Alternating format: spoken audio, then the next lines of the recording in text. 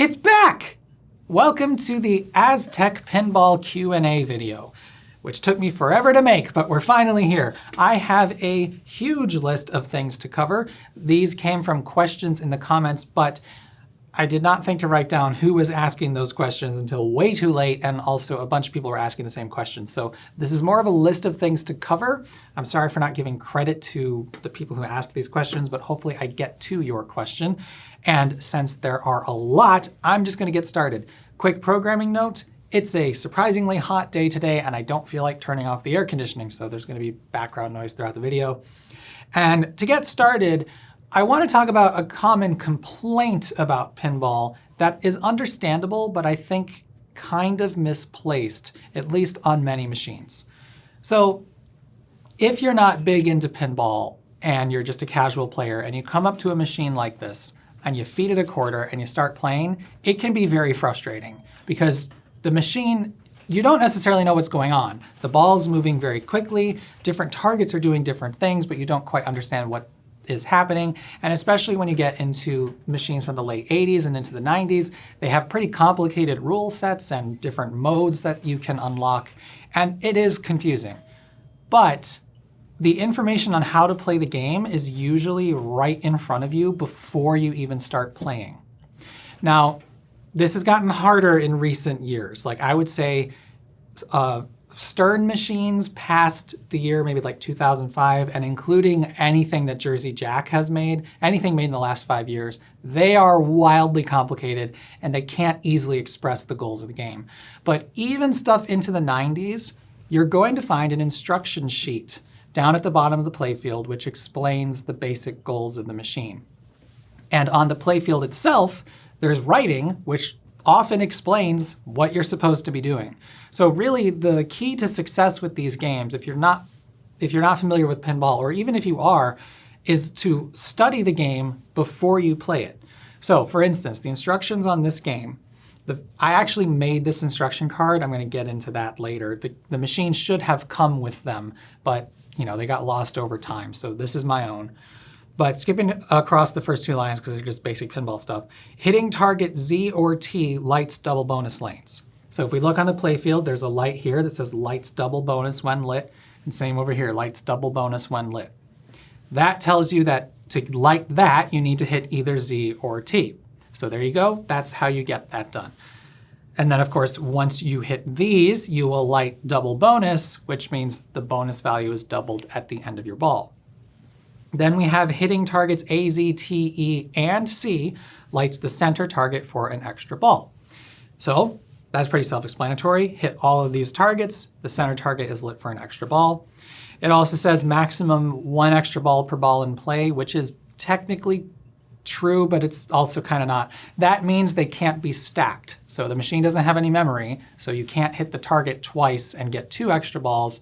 But what you can do is when you are playing your extra ball, you can get another extra ball. So in theory, you could play this game forever, but you can't hit this target multiple times in the same ball and get multiple extra balls.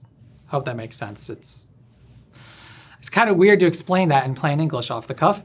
Then we have hitting targets A, Z, T, E, and C, and increasing the bonus to 50,000 points will light an out lane for special. Special awards 1 credit. So that's the basic gist of the game's goals. But then if we look at the playfield itself, we're going to find out what points or what targets are worth the most points and when.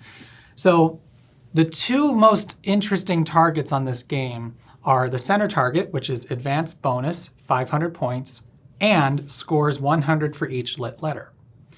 And this is also the target you hit for an extra ball. So this is kind of like the target in the game. But it's also a very risky target because when you hit it, the ball tends to rebound directly between the flippers. One of the dastardly features of this game.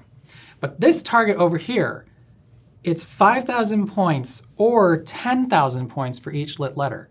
That's a lot. And when you consider that the replay score is 350,000, that means you light a couple letters, let's say you light 3. Now this target is worth 30,000 points. So if you can hit this target 5 times, you're at 150,000 points before you even collect the bonus. So before you even play this game, you can look at it and see all right, so if I want to get 350,000 points, I can double the bonus value by hitting Z or T. Doing either that means this target is worth 10,000 points. So you'll develop a strategy, which is my personal strategy for this game, is try to light Z and at least one other letter. I mean, Z or T. Try to light one of the double bonus letters and at least one other letter, and then just keep going for this target over and over again, because you'll rack up points pretty quickly. And if you go with that strategy and you remember to stick with that strategy as you play the game, you get pretty good at it, assuming you learn the basics of ball control. And I cannot nudge pinball machines at all. Like, I'm really good in a simulation, but for some reason I cannot develop the reaction time. Or, I mean, I've tried, but like I've never been able to realize, oh, I need to push the machine. I don't know why. I'm terrible at it. I should try more deliberate practice. But that's what I wanted to get into. These machines are displaying to you, especially in the electromechanical era, exactly what you need to do, but you do need to study them before you play the game. When we get into the machines from the late 80s and early 90s, they would often start telling you exactly, like literally speaking the goals through the loudspeakers and the sound effects, and they would also flash the lights of those various targets. I will probably at one point go through Theater of Magic, which is a nicer new machine, newer from 1995, and I can show you all those things. The machines were really trying to help you play the game just by walking up with it and playing with it, but also there's some pinball enthusiasts that find that kind of annoying.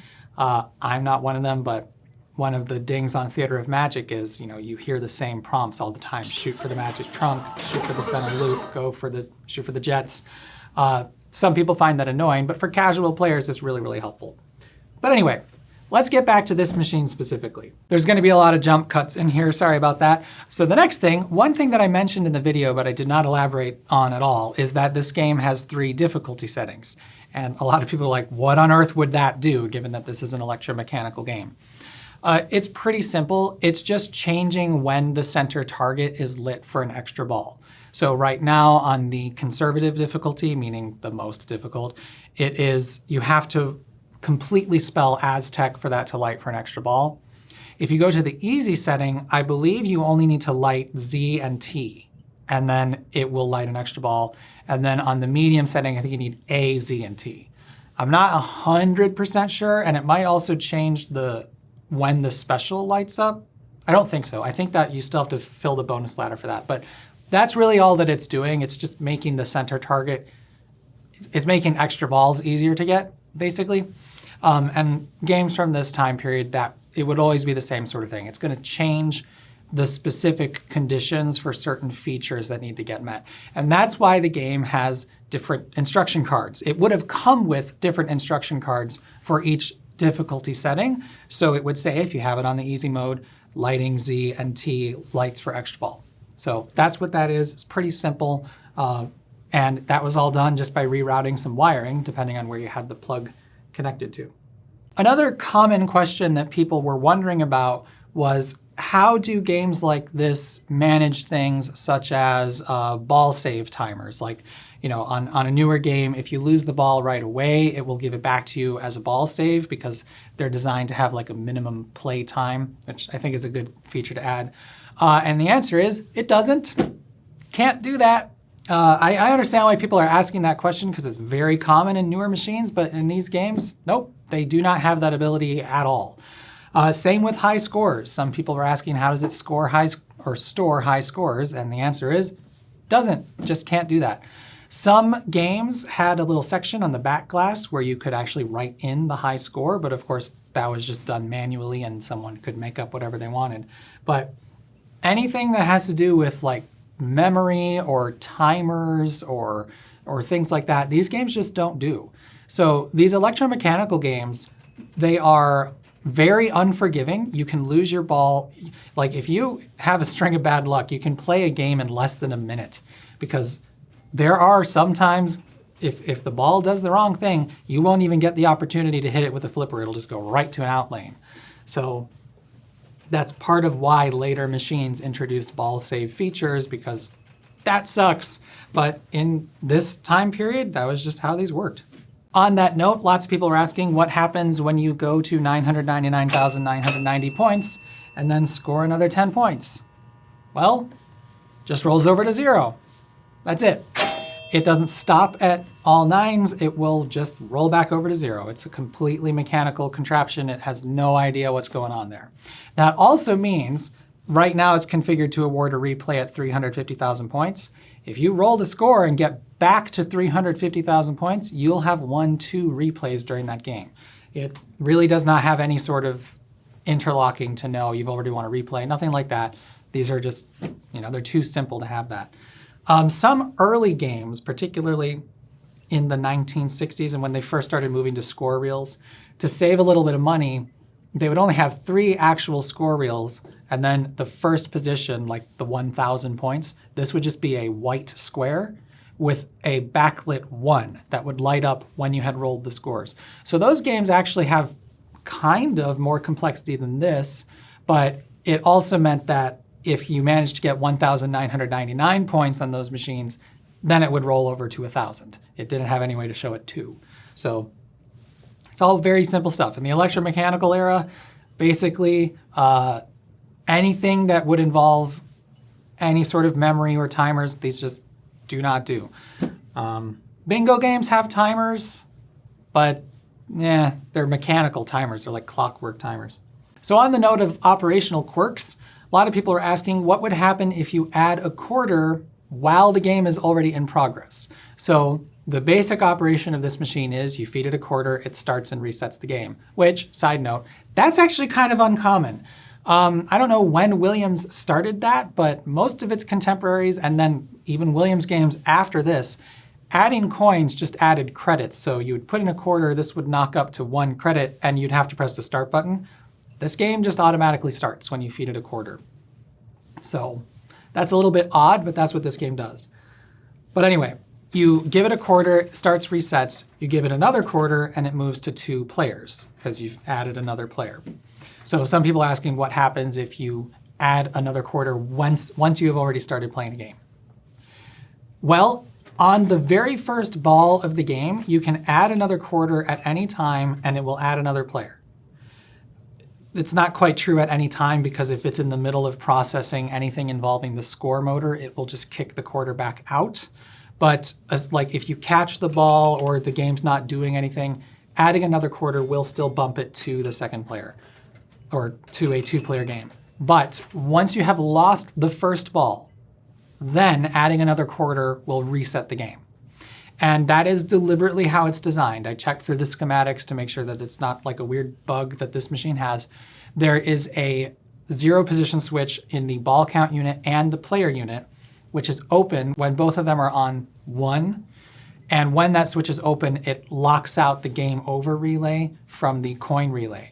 But if either of those switches is closed, which happens when the ball count unit is on anything but 1, or the player unit is on player 2, then inserting a coin will trip the game into game over and then reset the game.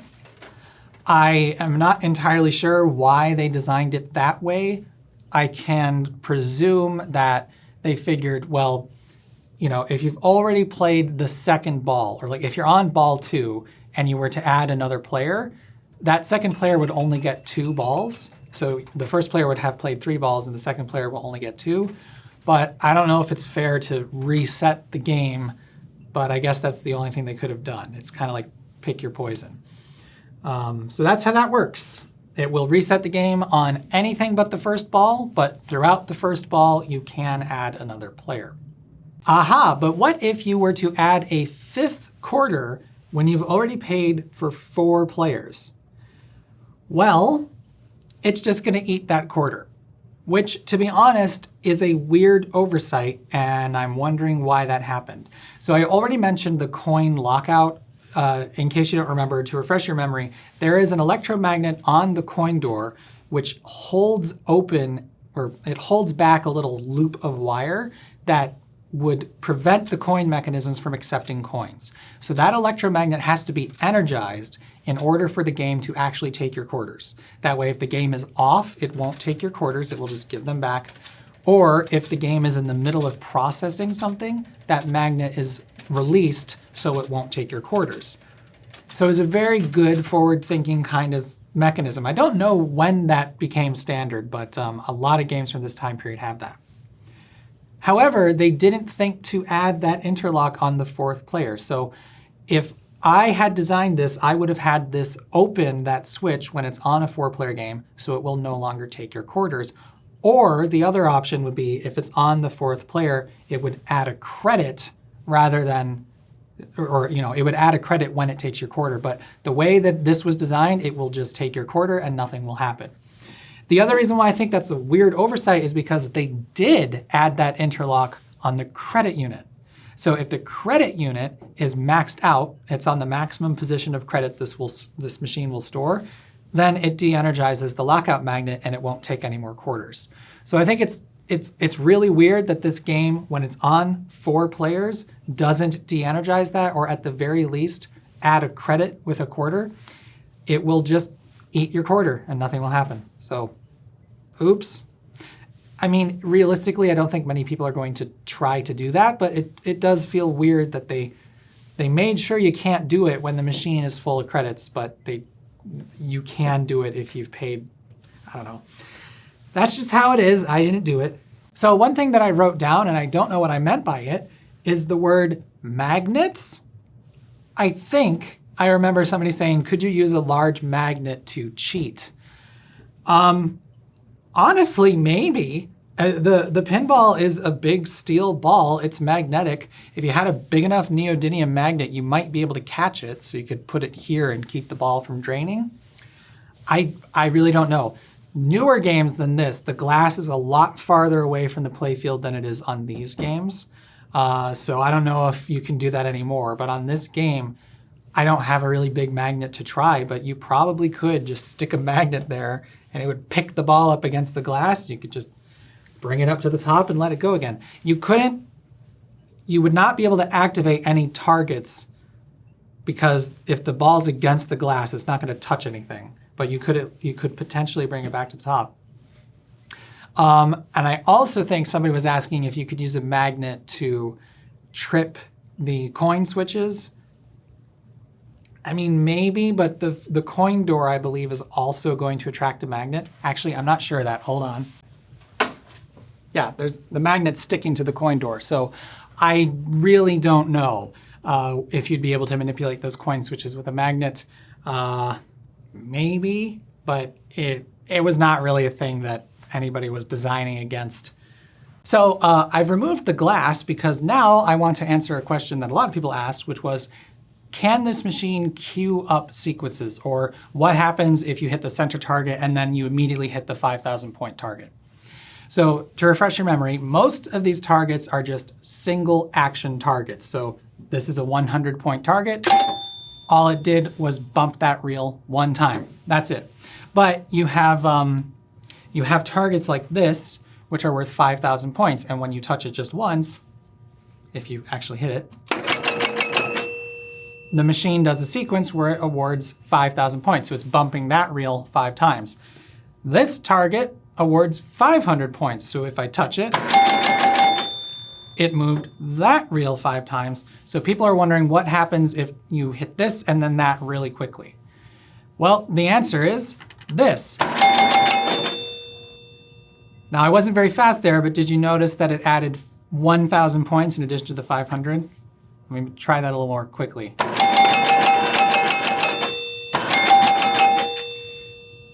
If you can see this on camera, I hope you can. Basically, this will lock on the center target relay, and then when you hit the 5,000 point target, it locks on the 5,000 point relay, and they're both locked on together. So it's going to try to do 2 tasks at the same time. And what ends up happening is you get the 500 points plus however many thousands were left when the ball hit that. That doesn't make a ton of sense. So, so you hit this target, you get 1, 2, 3, 4, 5. Well, if you hit this target and it awards 200 points, and then you hit the 5,000 target, it's mid-sequence. So it still has 300 points to add, and then it will also add 3,000 more points. So hopefully I can make this happen. it added 4,000 points. So right there, it added 3,300 points because it was still in the middle of adding the 500 when I locked on the 5,000 point relay. And one thing that makes this a little more obvious is if I light all the letters, now the sequence of it awarding points for the letters, it's actually 5 different switches from the impulse switch. So if I hit these together, it's going to sound really chaotic if I can manage it. I don't know if you can see what the score wheel looked like. It's just flying through because it's adding 10,000 points effectively. Yeah, it's very, very rapidly adding 10,000 points. And that is, yeah, that's how that works. So hopefully that made some sense. It cannot queue things up. It will not do one sequence and then the other, but it can kind of do them at the same time, but they may not work correctly. Or as I showed at the beginning, if you hit this target in the middle of the sequence, it won't award 5,000 points. It's going to award maybe 3, maybe 2. So in general, the design of these machines is just done to avoid those situations. So in this game, the only time that's going to happen is if you hit this target and rebound directly into the 5,000 point rollover. Otherwise, it's just not a situation that actually happens. And you're going to find in most electromechanical games, that's how they're designed. They're designed deliberately to keep it from having 2 actions like that happen simultaneously. Like I'm thinking of my old game that I used to have, which is Bronco. I actually still have it, but it's never going to be a functional machine again. It has a kicker just like this, and it's at the bottom of a lane where it goes up into a kick-out hole. So the game will actually deliberately do one thing, then the next, but it's the movement of the ball. So it awards like, I don't know, 500 points. And then just like this game kicks it at the end, like this, kicks it at the very end, then the ball will go up into a kick-out hole, which adds a different set of points. So it's actually just designed to make sure that the 2 things happen one then the other, but it's in the physical design of the playfield. I'm going to stop talking about this thing because I think I'm going on way too long, and I'm going to put the ball back and we'll move on to the next question. I've reset the game because the next question is all about flippers. There were several people who are wondering, why do these machines even have electromechanical flippers with a button to activate them electrically? Well, there's a couple reasons, but the main one is just this pinball is heavier than you may realize. The standard pinball is 1 1/16 inches in diameter. I'm very sorry, rest of the world with the metric system. I know that's crazy, but it's 1 1/16 inches in diameter, and it weighs just shy of 3 ounces or 81 grams. This is not light, and one of the reasons pinball machines break, especially newer machines in the solid state era, is just you have this heavy ball moving at high speed and running into things, and so stuff physically breaks. So you want a strong flipper mechanism, and you probably would get tired if you were doing it yourself throughout a long game. So that's the main reason. It would also make the game harder to service because you would need a linkage between the cabinet and the playfield. Not exactly impossible, but with them being electric, there's just wires connecting the things together. So they've been electric ever since the adoption of the flipper. Gottlieb's Humpty Dumpty, the first game with flippers, they were electromechanical just like this. And it's really only toy pinball games that have mechanical flippers like that. It's just much better to have an electromechanical flipper, an actual solenoid-based device. But on that note, so another thing that I have written down is the word halfway flippers. Not aware of that. I do not remember the context of that, but I believe someone was asking, is there a way to hold the flippers up halfway or maybe half power? I don't really know exactly. The answer is no, and I'm not aware of that ever being a thing. Pinball machines, since the beginning and to now, they use solenoids for practically everything that moves. Unless it's a smooth motion, it will have a motor. Anything that kicks, it's a solenoid. And I cannot really imagine how you can make a mechanism with a solenoid that has a midway point, at least not without very elaborate electronic controls. Maybe I just have a lack of imagination, but I'm pretty certain that was never a thing in pinball. But I want to bring up impulse flippers because that is an interesting thing that happened in the late 40s and early 50s. So the first game with flippers ever was Gottlieb's Humpty Dumpty. That was in 1947. And that game has 6 flippers. There's 2 pairs or 3 pairs of flippers going up the playfield. So there's 2 at the bottom, 2 in the middle, and 2 in the top. They're also facing backwards. It's a very odd game. But the flippers are very, very weak. They are not very powerful at all, and that's why there's 3 going up each side. Because in order to get the ball up the playfield, you kind of have to kick it from one to the next, and it's also just very hard to do in general. And the reason those flippers were so weak is because with a solenoid, the more powerful it is, the more heat it's going to generate in the coil. And if you allow someone to hold the flipper bats up, well then they could burn out that coil if it's too powerful. So Gottlieb's solution was just have more coils and pretty weak flippers. But eventually manufacturers wanted to have flippers that were strong enough to kick the ball all the way up to the top of the playfield.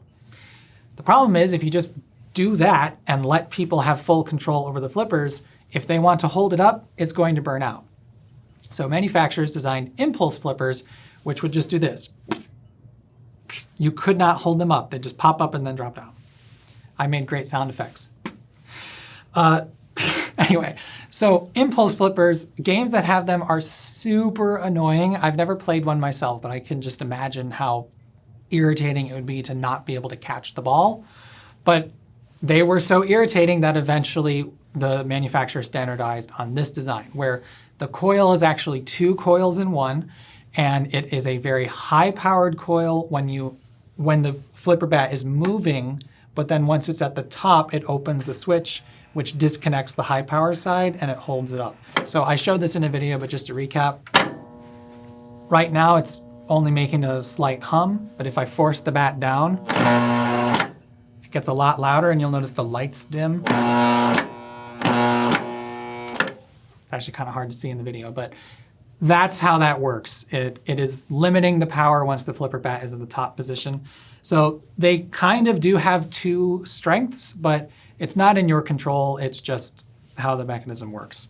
Side note, one thing that I've seen a lot of people mention is that older machines like this have more analog flippers, and that makes them better. I understand what they're saying, but I don't think I agree with that. What they mean is, on these games, the flipper buttons are literally pushing the switch contacts together. So you are directly closing the switch, which energizes the flippers. In newer games, the buttons started just sending a signal to the control board, which would then energize the flippers electronically. And I don't know if I feel like I have more control here, because going back to that whole halfway thing, you don't really have a point where there's less power. It's just once it makes contact, it kicks right up. So I've never really understood that particular argument. I actually think what might be the case, the flippers on this game, the linkages are nowhere near as tight as they are on my more recent games. I don't know if that just means it's worn out or what, but there are certain ways that I can catch the ball with these flippers that you can't really do in a modern machine. But to be honest, I think that's just because these flippers are weaker than the modern machines. So not really sure exactly what people are talking about there, but I wanted to bring it up. If you know a precise reason for this to offer more control than a modern game, feel free to share, but I really think it's just differing strengths and tighter linkages. I don't think it has to do with the way the flippers are activated. All right, and then the last thing I want to touch on as far as like basic operation of the machine is something that a lot of people asked, which was what would happen if someone unplugs the machine while it's in the middle of a game? Same question would apply to what if somebody turns it off? And I'm bringing this up because I just want to point out that these machines have power switches, but they're hidden. They're deliberately hidden because the manufacturers didn't want people just playing pranks on each other and turning them off. But in virtually all pinball machines from some of the recent manufacturers have started changing this, but going up until 2000 and a little bit beyond, right below the ball shooter, if you reach down here on the bottom of the machine, you're going to notice there's a hole cut into the bottom, and there's a power switch in there. So that's where the power switch is on most pinball machines. Recently, they're starting to move it on the back box, on the underside of the back box. I think it's just easier because of where the power supply is. But I just wanted to point that out. It may be handy if you're in a barcade or somewhere with some pinball machines and the machine is on the fritz and you would like to reset it. But don't tell them I told you that. Anyway, moving on. So what would happen if you unplug the machine in the middle of a game? This machine is supposed to go right into game over mode at power up every time. I have disabled that feature and I'll explain why. But if it's not disabled, what this does, every time you turn it off and then back on, it's in game over. No matter what it was doing, it goes to game over. That's accomplished with a very, very silly relay called the lock relay. And I say it's silly because if you look at it, you're going to be like, what is the point of this relay? It is always energized whenever the game is turned on, and when it's energized, it opens one switch. So you look at that relay and you're like, so it turns on to turn something off. What's it doing?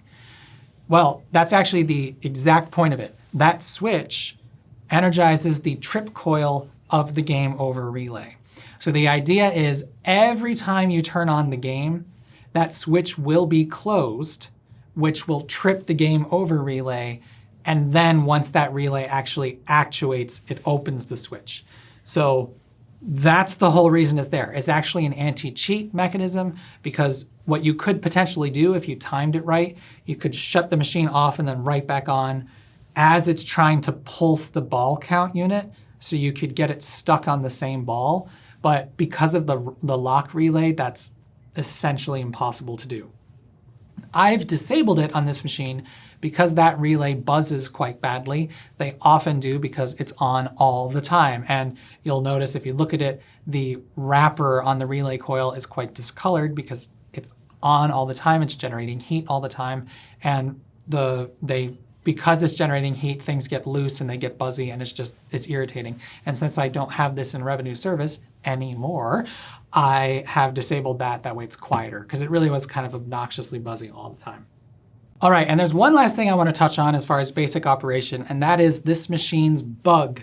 It has a design flaw, which the designers did not seem to recognize when they were taking care of it, and that is this target is behind the tilt relay. So this target, the way it works is you put the ball in and it should kick it back out, which it just did. But what happens if the ball lands in here while the machine is tilted? So I'll tilt it. We've got the tilt light working, the flippers have shut off, but when the ball lands in this target, nothing happens. The game is stuck. The ball will not move because this relay is behind the tilt mechanism and the game doesn't do this sequence when it's tilted, which was quite the oversight. But do you know how you fix it? You turn it off and on again, because when you turn it off, that releases the tilt relay, and when you turn it back on, it kicks the ball out. Now, in the game's unmodified state, if I had done that, it would be in game over mode. So let me just have it set it up that way.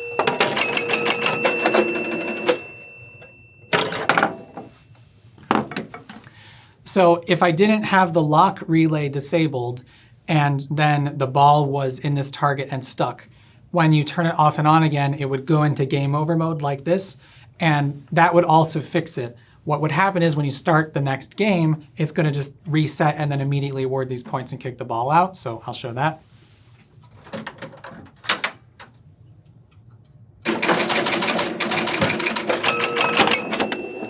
And now the game's in play.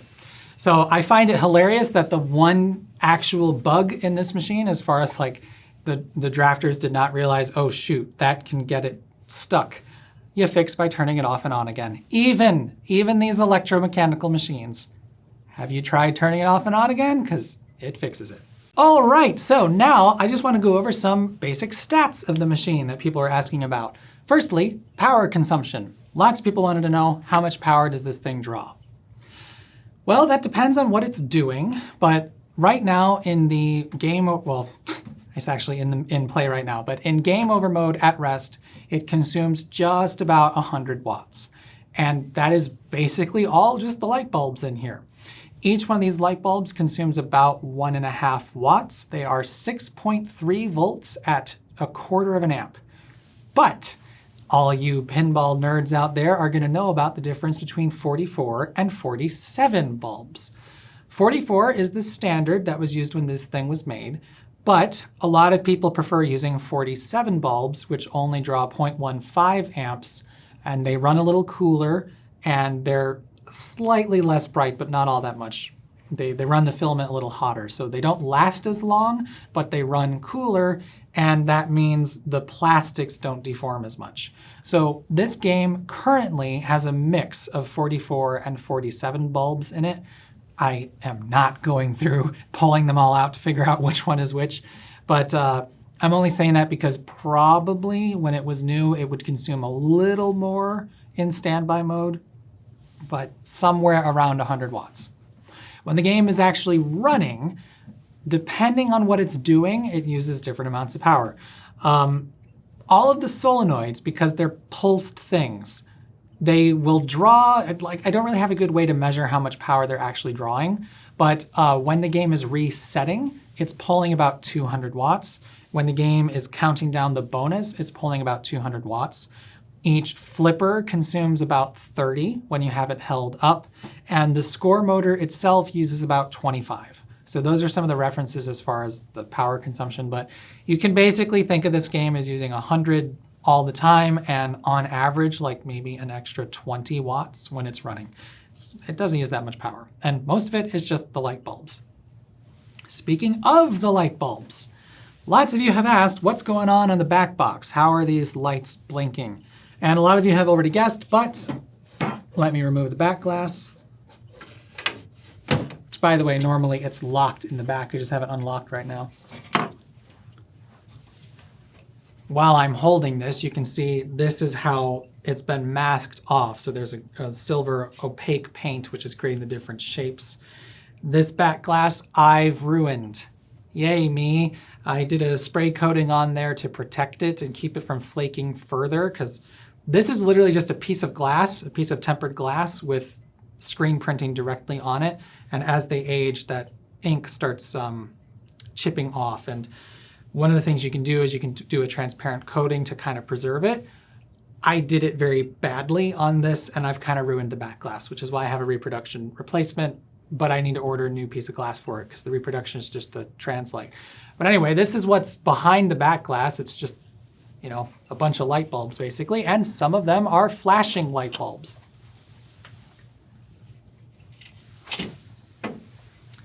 So these round ones here, this is a 455. They were very common in this era for operators to put some in the back of the back box just to make it more, you know, make this more noticeable. Kind of like the basic attract mode. Newer machines will do some sort of pattern of lights to entice people to play it. This was just some blinking light bulbs. I will also point out, you will see there's some LED tape in here. When I had this machine on location, a story I will tell after like 2 more short things, I decided to run LED tape throughout the back box and also the playfield. I removed all the general illumination lights, and I had LED tapes underneath all of the plastics, mainly because I figured it was going to be a pain in the butt to change a bunch of the incandescent lights, and it would also use less power. I ended up undoing that just because it doesn't look as nice as the original incandescent bulbs, but I was actually pretty proud of how that worked out when it was like that. But now, and I should point out, a couple of bulbs are missing. I didn't see these sockets here, but So maybe add another 6 watts to the total, 106 watts. But that's what's back here, and these are simply flashing lamps. They're just like Christmas tree flashers, but each one is flashing on its own. Okay, and next, a lot of people were wondering, how much did these machines cost when they were new? Well, according to the Internet Pinball Database, IPDB.org is a great website for resources on machines of this vintage, and also you can get the schematic there. Everybody who is asking or saying, I'd really like to get my hands on that schematic, IPDB is where you can get schematics for tons of machines from this era, except for Gottlieb machines. I won't get into that story, but let's just say they're behind a paywall, but most other manufacturers, people have uploaded the schematics, and you can get them from the IPDB. So you can download it there. Insert snarky comment about, have you tried Googling Williams Aztec pinball schematic?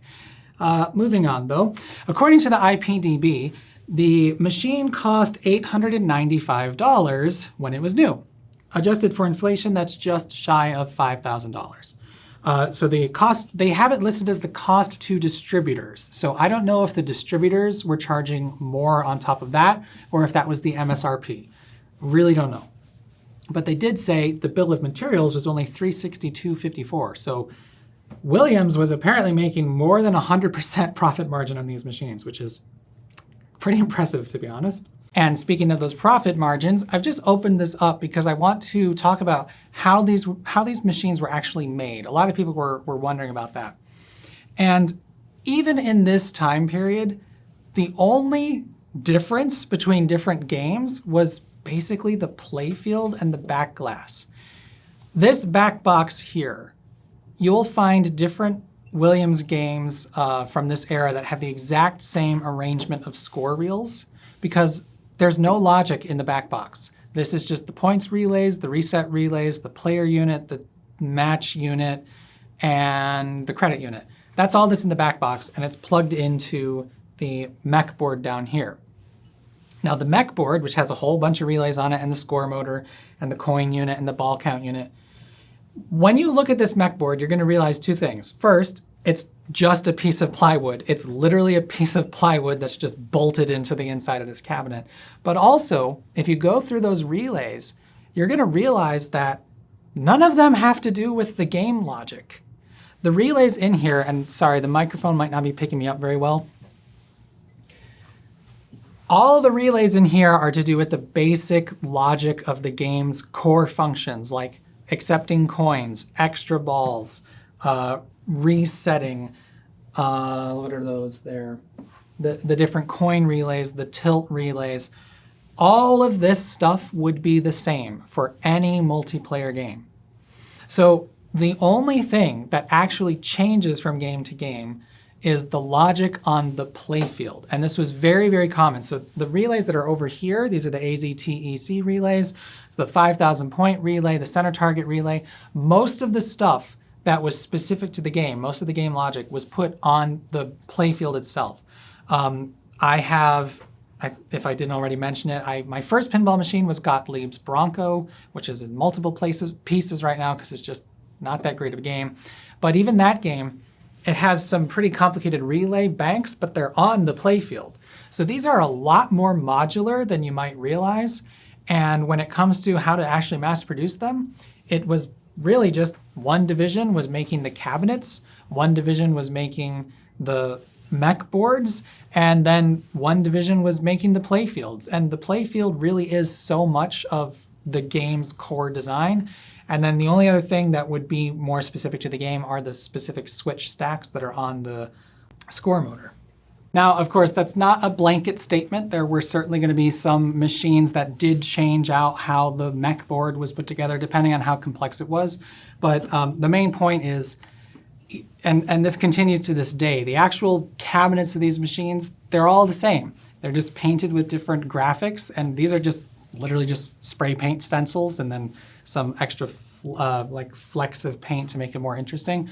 Otherwise, it was the same machines with a different back glass and a different playfield and maybe some slight alterations to the score motor to do specific things in the logic.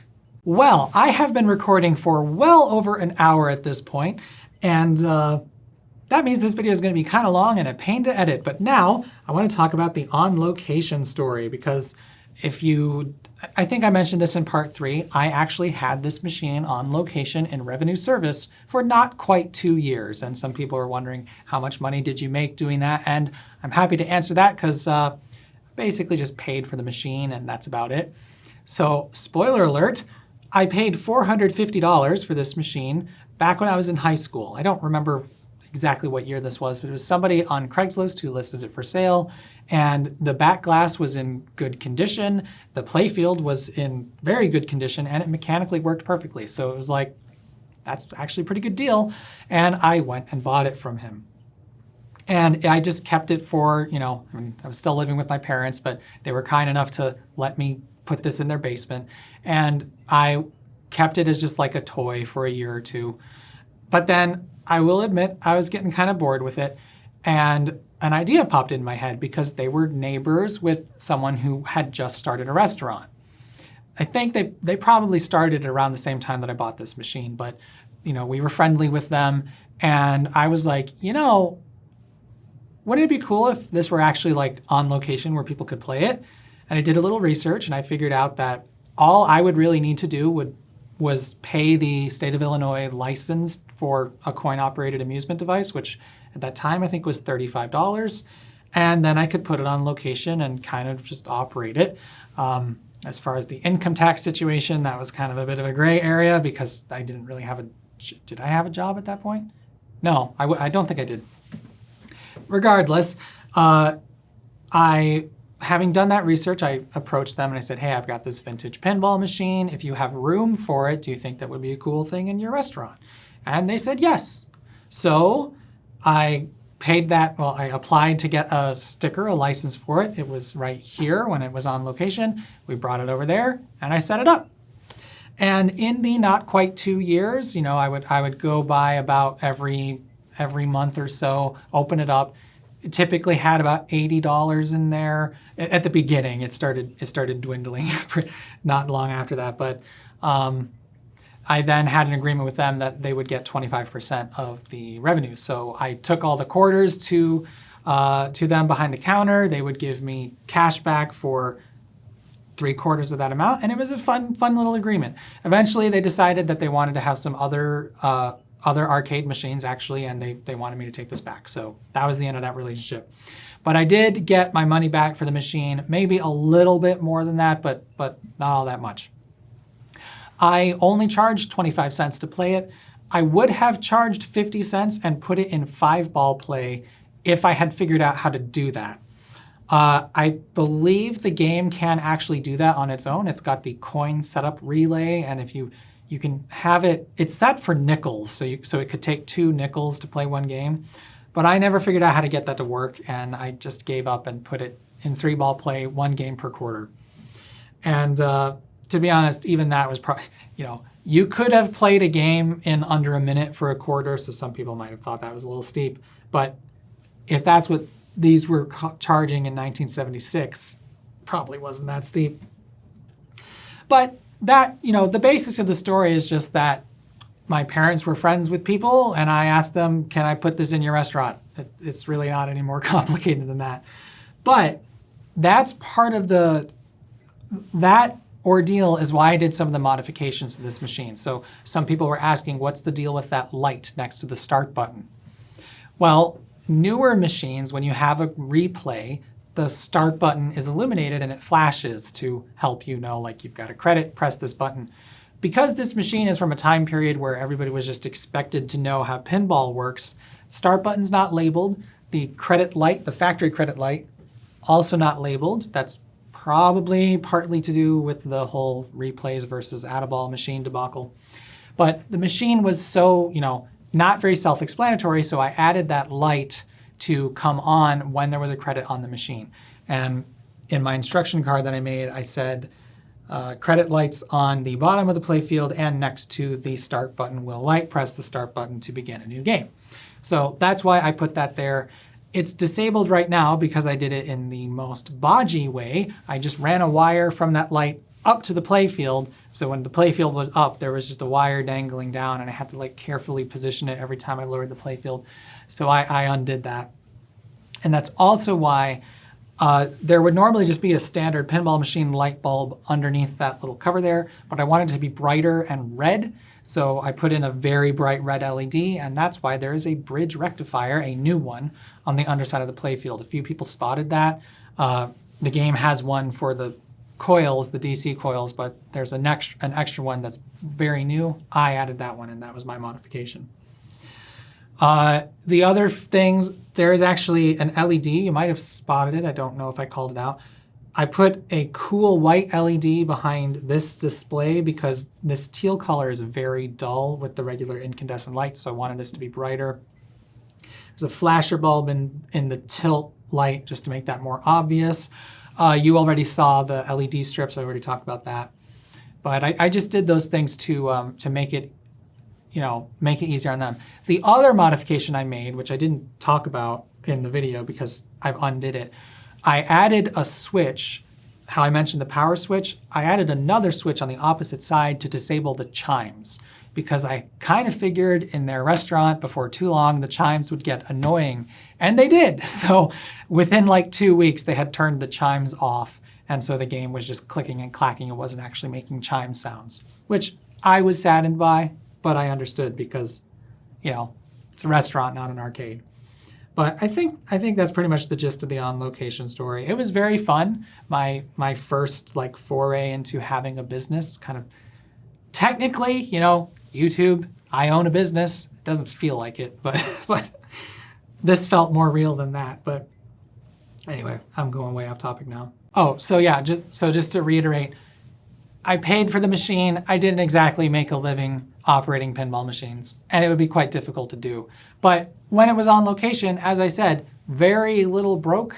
I just had to do a couple small repairs, and however many hundreds of games were played, it was just fix the flipper and fix that a couple of times. That was it. My next section is on how these machines break, but real quickly before we get there, how to turn this machine on free play. Some people were wondering how you can do that. The answer is you can't. You have to modify these things to be on free play. It's a very small modification, but really the only thing you can do is bend the switch in the credit unit, which closes when the credit unit is on 1, so that way it's always closed. That's what you do. You could also solder the two wires together if you don't want to like actually mess with the mechanism, but that's what you do. You make the game think it's got a credit on it all the time, and then the start button will always work. These don't have like a free play switch. You have to modify them to do that. You could potentially set a really low replay score, but the lowest replay score this machine will do is 110,000 points. And if you have a bad run of luck, it's very easy to not even score 100,000 points. So that's not really a viable solution for these machines. But what you do is you just mess with the credit unit to short that switch out so the game thinks it always has a credit. So as far as adjusting switches, bending things and stuff like that, when we talk about the way these machines break, because I said in that video, they're way more reliable than you think they are, and truly they are. The mechanisms that look like they would be a nightmare to service are typically not the ones that are a problem. It's just little fiddly things that get misadjusted that you have to fix.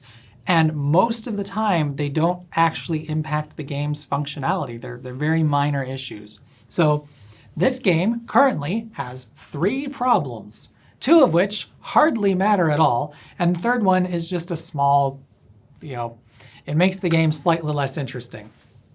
So the first thing that's broken, the hundreds unit 0 position switch is stuck open. But there's 2. So okay, going back to the video, every one of these score reels has 2 switches that open on the 0 position. One of them disconnects it from the reset relay, so it stops moving once it gets on 0. And the other one, they're all wired in parallel, so if any one of them is closed, the game keeps trying to reset the score reels. So I don't want to recap that, but that switch, the second one for the game logic, is stuck open in this score reel. So the game thinks it's always on 0. Most of the time, that doesn't matter, because it's still going to reset to 0 correctly, except for one specific condition. If this score reel is on 1, 2, 3, or 4, and all of the rest are on 0, 5, 6, 7, 8, or 9, you will end up with some extra points you shouldn't have when you reset the game. So let me explain why that will happen. Okay, so I just got the machine to end on 570,160 points. So when this resets, if you remember, each reel gets pulsed 5 times, and then there's a pause, because that's just how everything works. Everything happens in series of 5. This reel, and that reel are going to hit 0 in 5 steps, but this one will not. So what will happen when the game resets right now, this is going to end up with 600 points because it thinks this score reel is already on 0. So when I hit start, that's exactly what happened. It's showing 600 points when it should be at 0. The reason why this doesn't really matter is because it has to be that specific scenario for this to occur. This has to be on 1, 2, 3, or 4, and all the rest have to be on 0, 5, 6, 7, 8, or 9. If one of these is on 4, 3, 2, or 1, this is going to get pulsed 10 times in the reset sequence, and it will get back to 0. So that's one of those situations like, okay, it should get fixed, but in maybe 1 in 10 games, you end up getting like 600, 700, 800 points at the start. Not a big deal. The next thing that's broken is a minor thing now, but it was a bit problematic when I had this in revenue service, and that is the coin unit is a little sticky. So probably half a dozen times, somebody would put in another quarter to play a 2-player game, and this wouldn't actually move to 2, so it just ate their quarter. Now, the reason why this is another one of those super minor problems is because the mechanism was just a little sticky, and the more often it got played in multiplayer games, the less often this was a problem. So it really was just like, if nobody's played a multiplayer game for a week, then the next time somebody tries it, it may not advance correctly. So it's a sporadic problem, which only matters kind of, and now that this is in free play mode, it doesn't matter at all. Well, it's not in free play mode, but now that it's not generating money, it doesn't matter at all. And then the third thing that is broken, which is actually the most important thing, is in the video, I showed how it switches some of the targets and what they're worth as you hit 10-point targets. That's not working right now because the switch in the match unit is either misadjusted or dirty or both. Not sure which. I think it's just dirty, but I've tried to clean it with sandpaper and that didn't fix it. Sandpaper is not really what you should be using. You should be using a specific burnishing pad, I think is what it's called. But I don't have one right now. So that needs to be fixed. The contacts may also just be kind of loose and I need to tighten them, but I've lost my tool on how to adjust the switches. So on that note, how do you adjust the switches? Well, if you had the tool and you didn't lose it, you can make your own. I just haven't done it yet. Imagine you have an Allen wrench with a slot cut into the end of it. That's it. That allows you to put the tool over the switch and then you can bend it back and forth. And you want to do it at the very base of the leaf. That way you're kinking it right at the base and you can move the contacts closer and farther apart. I have a specific tool for doing that, but I do not know where it is right now. So I need to take a cheap Allen key and cut a slot in it. And that's all you do. And one of the reasons you might need to do that is in case a switch gets bumped when you move the thing. So because this recently got moved to the office, some people have even mentioned, it's funny, the main reason these, like the number one reason these are gonna break is if you've moved them, because things get jostled as they're moving and that might get a switch out of alignment. So when I got this set up here at the office, when I turned it on, C in Aztec was lit and the target was out. Now, at first I thought, okay, the C relay must be stuck, but it wasn't. Instead, 2 switches had gotten slightly out of adjustment. One was the switch that moves the light from this light to there, so it's a make-break switch.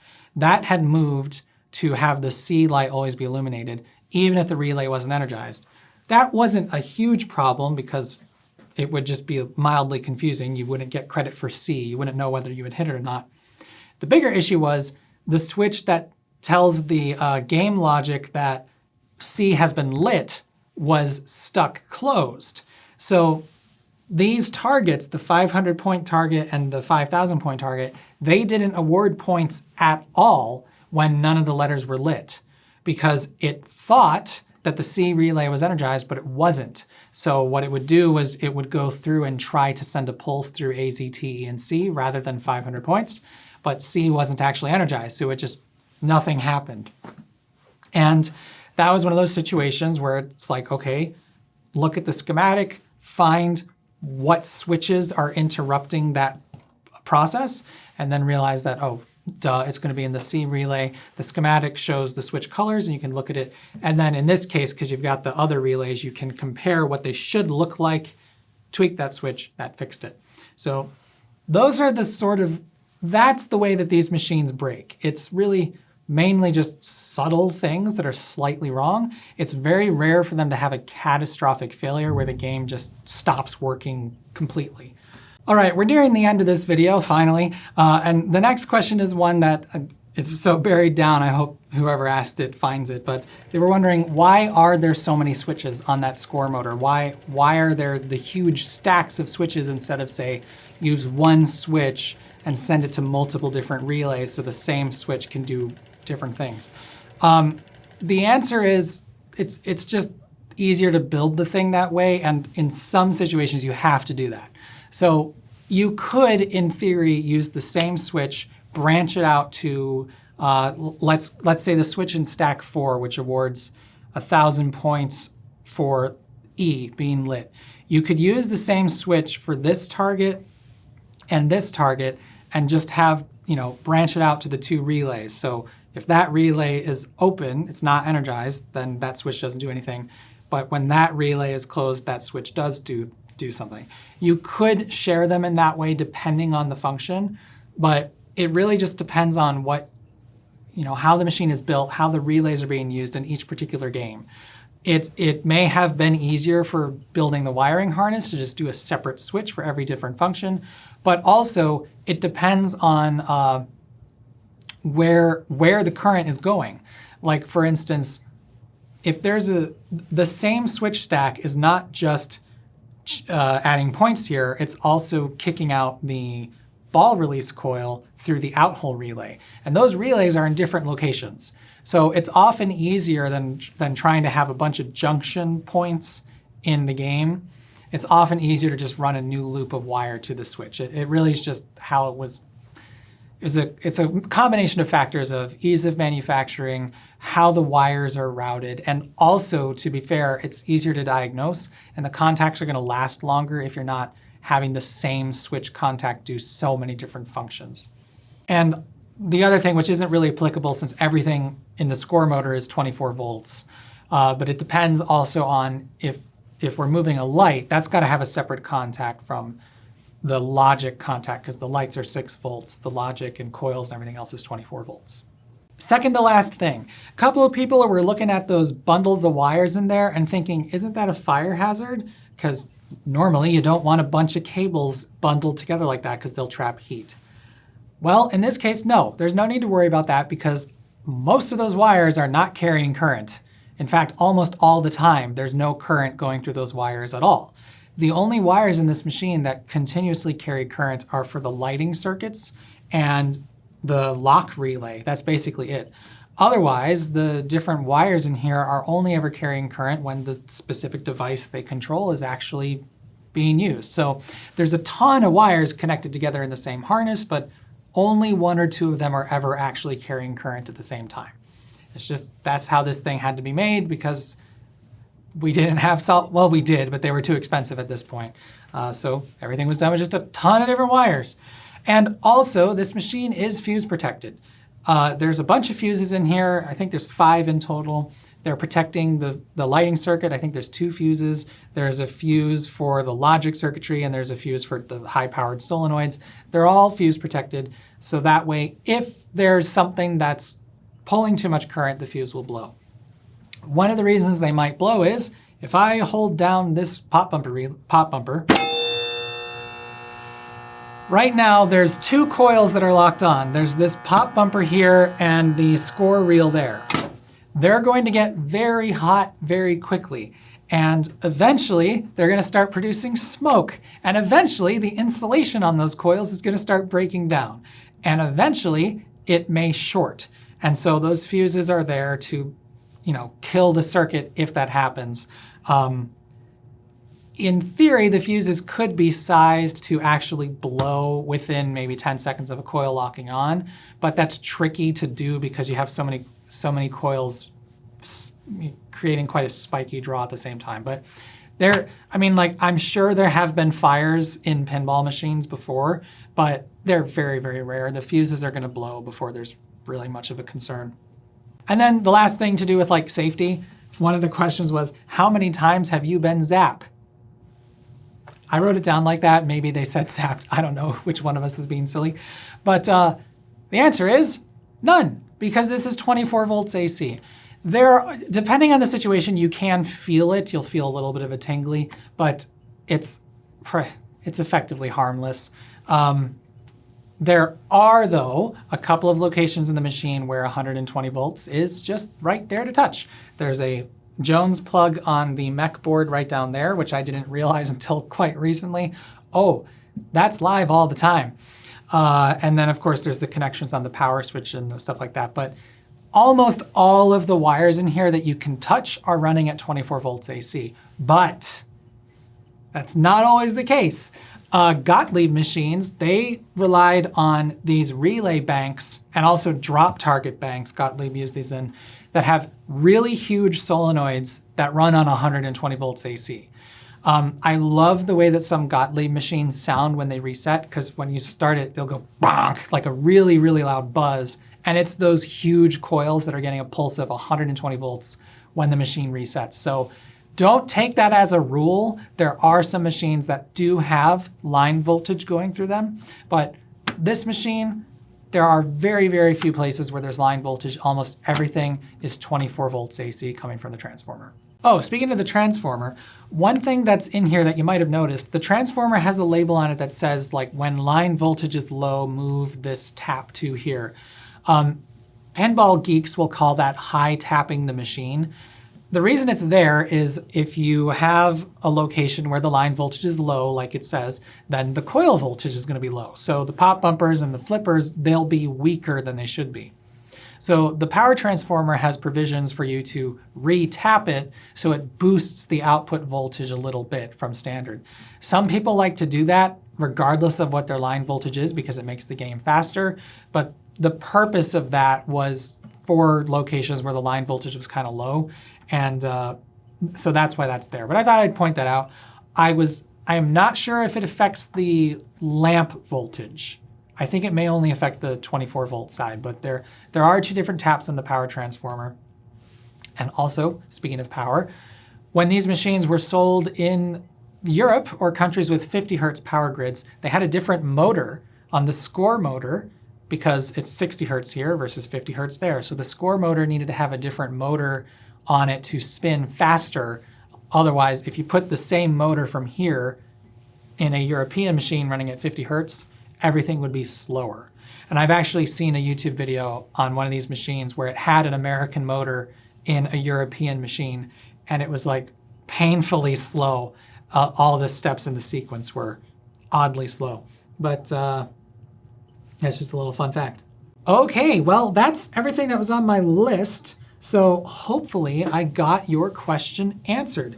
If I didn't, please feel free to leave a comment down below and I will try to get to it. I may make another video or I may just reply to some comments, but we'll see. Next, I will be doing a sights and sounds video on this machine. So I'm going to set up some good microphones and actually record all the different sounds that it makes, and I'll explain where those sounds are coming from and all that fun stuff. Either as part of that video, or I think I will make it as part of that video because I can visually explain or verbally explain what's going on in the playfield.